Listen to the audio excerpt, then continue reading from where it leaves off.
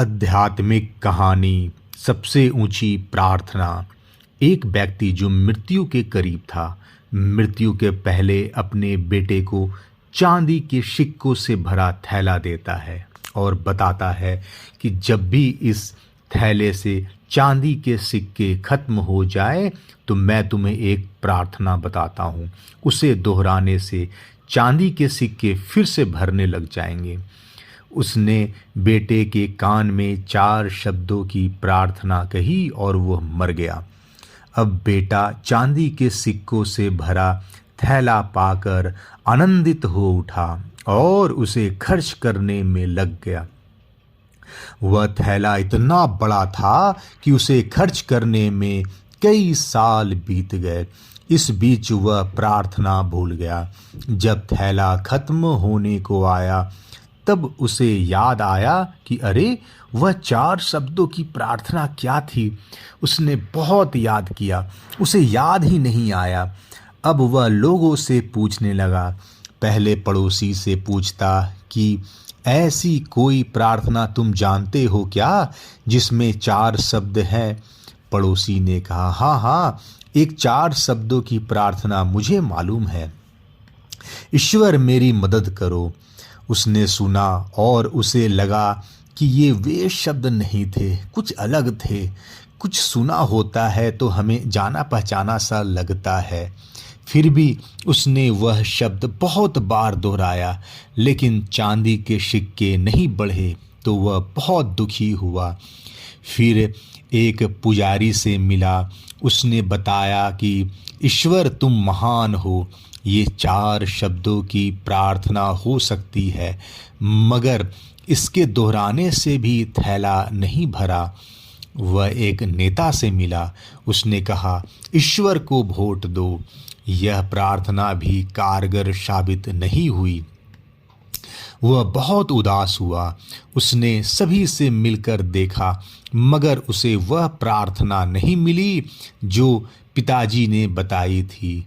वह उदास होकर घर में बैठा हुआ था। तब एक भिखारी उसके दरवाजे पर आया। उसने कहा, सुबह से कुछ नहीं खाया, खाने के लिए कुछ हो तो दे दो। उस लड़के ने बचा हुआ खाना उस भिखारी को दे दिया। उस भिखारी ने खाना खाकर बर्तन वापस लौटाया और ईश्वर से प्रार्थना की, हे ईश्वर तुम्हारा धन्यवाद। अचानक वह चौंक पड़ा और चिल्लाया कि अरे, यही तो वे 4 शब्द थे। उसने वे शब्द दोहराने शुरू किए, हे ईश्वर तुम्हारा धन्यवाद, और उसके सिक्के बढ़ते गए। इस तरह उसका पूरा थैला भर गया। इससे समझे कि जब उसने किसी की मदद की तब उसे वह मंत्र फिर से मिल गया, हे ईश्वर तुम्हारा धन्यवाद। यही उच्च प्रार्थना है, क्योंकि जिस चीज़ के प्रति हम धन्यवाद देते हैं वह चीज़ बढ़ती है। अगर पैसे के लिए धन्यवाद देते हैं तो पैसा बढ़ता है। प्रेम के लिए धन्यवाद देते हैं तो प्रेम बढ़ता है। ईश्वर के प्रति धन्यवाद के भाव निकलते हैं कि ऐसा ज्ञान सुनने तथा पढ़ने का मौका हमें प्राप्त हुआ।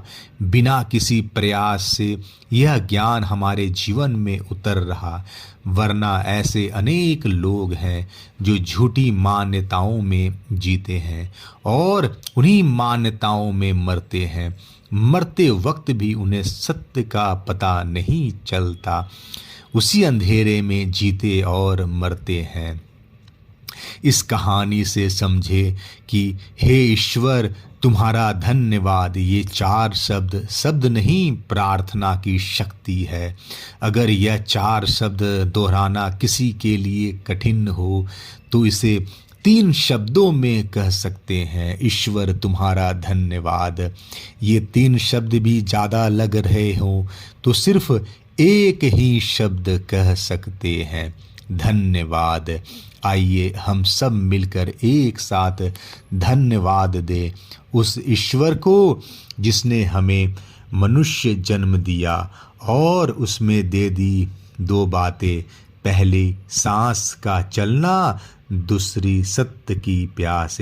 यही प्यास हमें खोजी से भक्त बनाएगी। भक्ति और प्रार्थना से होगा आनंद, परम आनंद, तेज अन्यवाद आनंद। धन्यवाद।